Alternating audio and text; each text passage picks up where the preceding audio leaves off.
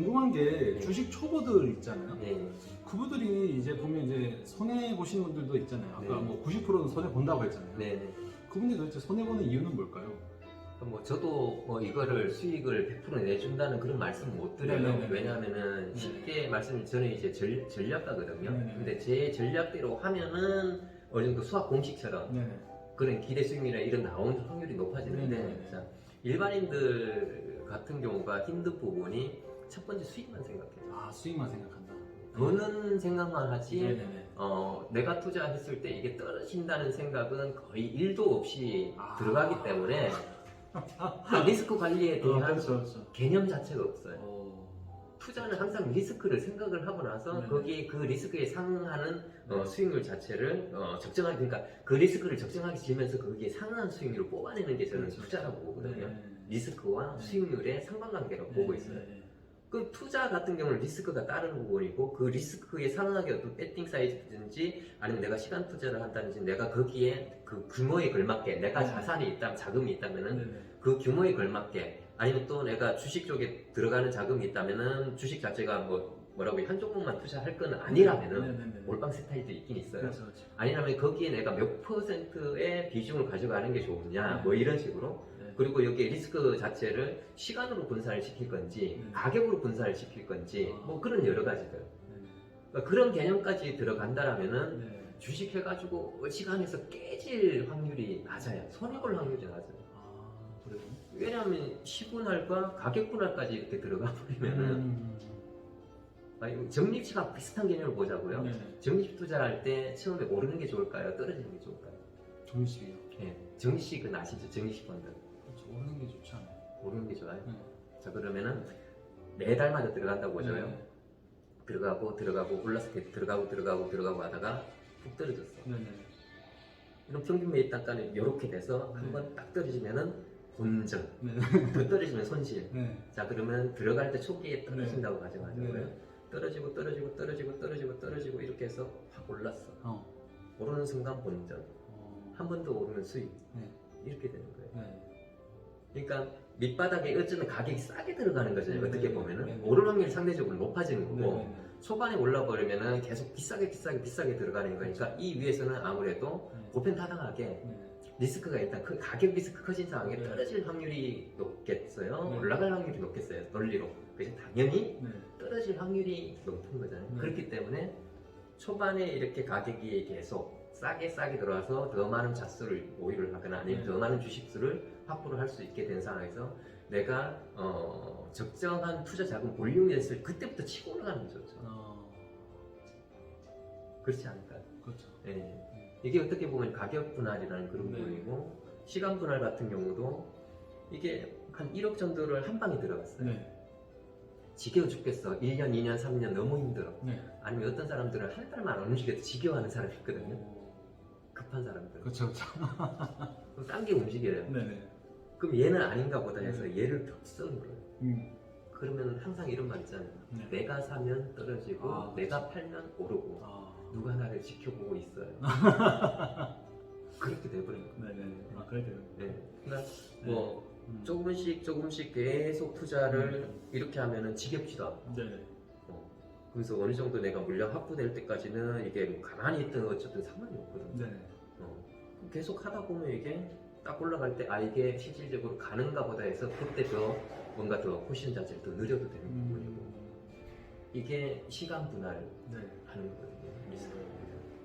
근데 이제 보면 이제 네. 투자 기준 또는 투자 원칙이 없이 네. 하면 안 된다. 네.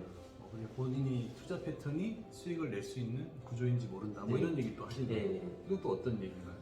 그러니까 이제 투자 비중이라는 부분 같은 경우 예를 들 때 살 때는 이제 좋으니까 샀겠죠. 그렇죠, 그렇죠. 그것도 당연히 어떤 뭐 분석에 대한 음. 기준이 있어야 되고, 그러니까 투자와 투기의 차이는 뭐냐면은 투자라는 부분은 내가 그나마 고민을 하고 어떤 기준에 의거해서 그 기준이 맞는지 아닌지 몰라도 네. 어떤 비교 분석을 나름대로 해봤다 이러면 투자의 개념이 들어갈 수도 있어요. 그렇죠.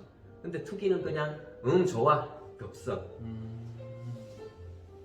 그 부동산도 뭐 유동성이라든지 이런 걸 나름대로 고민을 하면은 그렇죠. 투자가 되는 거고 그게 아니라 이제 단순히 뭐라고 해죠? 청약열풍인가 이렇게 막 풀어가지고 네. 피 막 올라가는데 그냥 갖다가 덥석 무는 거는 투기열풍이라고 그러잖아요. 그렇죠. 그죠? 그렇죠. 그런 개념인 거죠. 음. 자, 그런 기준들, 살 때도 그런 기준들, 이거는 뭐 너무 디테일한 부분일 수 있는데 네. 이거는 좀 차지하고, 근데 팔 때 같은 경우는 정말 기준이 있어야 돼요. 어떤 기준이 있어야 돼요? 그러니까 그게 맞다는 그게 아니라 본인만의 기준이 본인만의- 나름대로 있어야 돼요. 본인만의 예를, 기준이 예를 있어요. 들어서 예. 예를 들어서 내 생각에는 이 가격대에 유미한 가격이 깨지면 안 되는데 깨진다든지, 그렇죠. 아니면 내가 이런 이유로 이걸 투자를 했는데 네.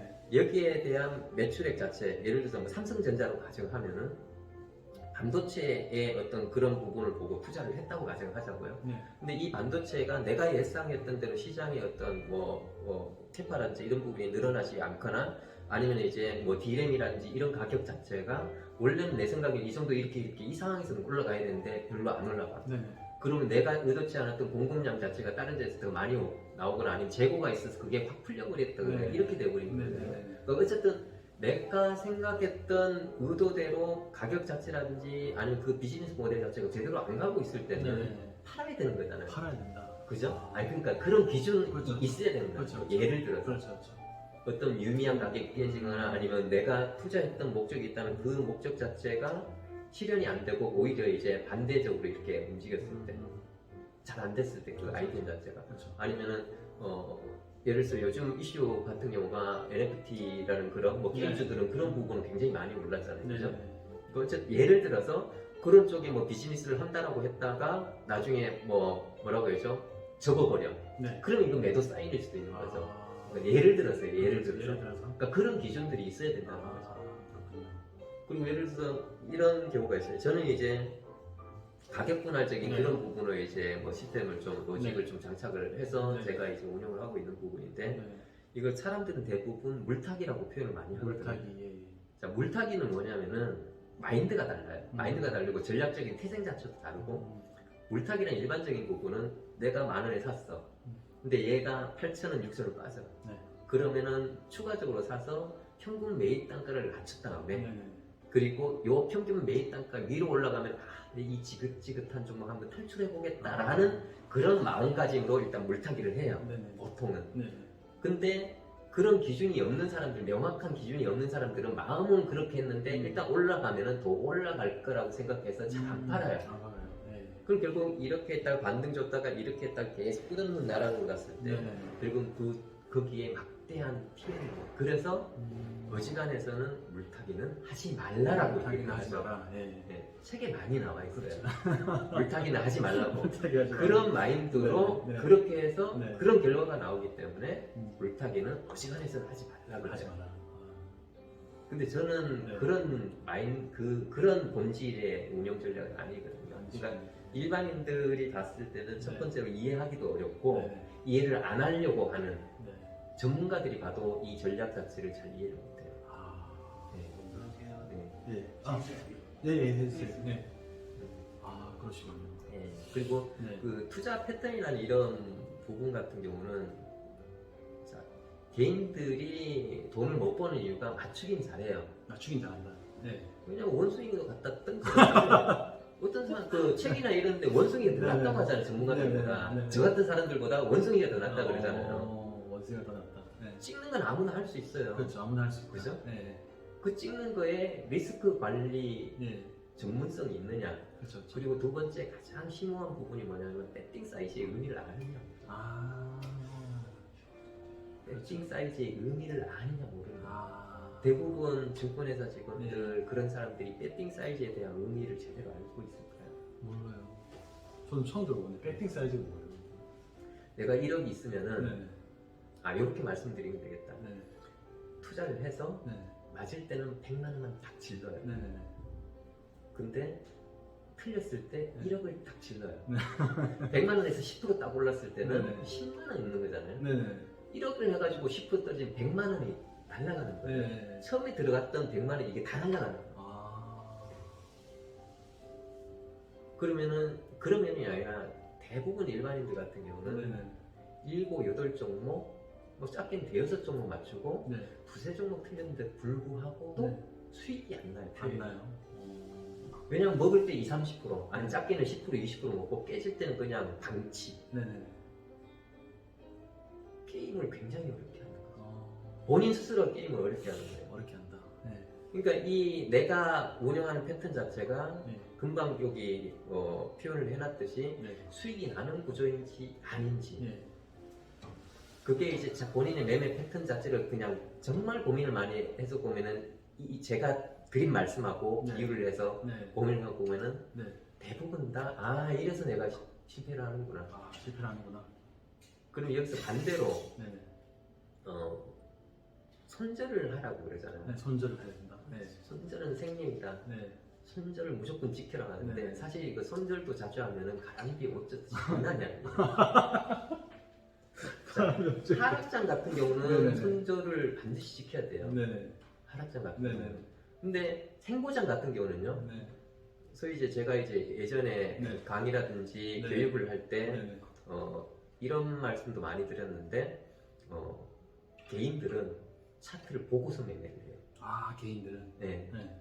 근데 기관이라든지 이게 딱 100% 맞다는 거 아니에요. 네. 100% 맞다는 거 아니에요. 네. 그러니까 세력들, 네. 소위 세력들은 아, 작전 세력.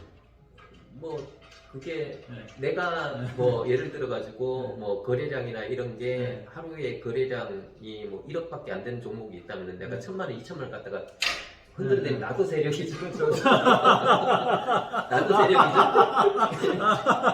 네. 요걸 약간 뭐 네. 민감한 부분으로 들어가면은 네네네. 중소형 개별 종목들 있잖아요. 네네. 어지간한 증권사 직원들은 그걸 다 만들어 갈 수도 있어요. 아, 네. 특히 아주 좀 과거에 뭐 저도 사실은 과거에 1인 매매를 거의 했었고 네. 현대증권에 있었던 시절에서는 네. 만들어 갈 수도 있어요. 충분히 차트를 그래요. 바닥에 이렇게 하다가 위쪽에 약간 뭔가 약간 저항선이 있거나 네. 아니면은 바닥 이렇게 하면서 거래량 분출을 하면서 뭔가 양봉 자체를 딱 표시할 때 네네네. 보통 뭐라고 해요? 알고리즘 매매라든지 자기 나름대로 이제 시스템 한다는 그런 애들이 네네네. 추세 매매하는 애들이 있어요. 네네네. 그러니까 이게 무조건 틀렸다도 아니에요. 아, 그렇게 딱 만들어 버리면은 네. 그 자동이 확 들어와요. 아. 그 신호를 보고 와. 이해되시죠? 네. 자 그러면은 다시 결론. 음. 세력들은 네. 작전하는 세력들이 아니라 네. 어쨌든 세력들은 네. 돈 많이 주가에 영향력을 좀 끼칠 수 있는 거를 네. 작전이 아니라 세력이라고 지칭을 할게요. 네. 기관도 세력 중에 하나잖아요. 아, 그래요? 외국인도 세력 중에 하나고 그죠? 그게 의도됐든지 네. 의도되지 않았든지 네. 어쨌든 세력이라고 가정할 네. 수가 있어요. 네네. 그죠? 네. 그네들은 네. 차트를 만들면서 네. 매매를 할 수 있으니까 개인들은 그 차트를 보고서 네. 매매를 하고 네. 세력들은 차트를 만들면서 매매를 해요. 아, 그러니까 이길 수가 없는 거네요. 이길 가능성이 좀 낮죠. 그러니까 그렇죠. 그 소위 말하는 뭐 작전 세력의 네. 형태를 좀 약간 말씀을 네. 드리면은 네. 뭐 조금 민감할 수도 있는데 네. 그런 패턴들을 굉장히 많이 역이용을 해요. 역이용을 한다. 그러니까 본인들이 나쁜 표현으로 뭐 작업을 한다는 표현을 만약에 쓰자면은 네. 작업을 하는 종목이 있을 거 아니에요. 네. 그럼 의도적으로 꺾어놓기도 해요. 물량을 튼다고. 네. 그러면 애들 같은 경우는 네. 그냥 떨어지고 그러니까 손절 쳐야 된다 네. 그리고 뭐 지겹다 딴 종목 가자 이런 애들이 그냥 계속 조금씩 물량들이 나올 거 아니에요. 예.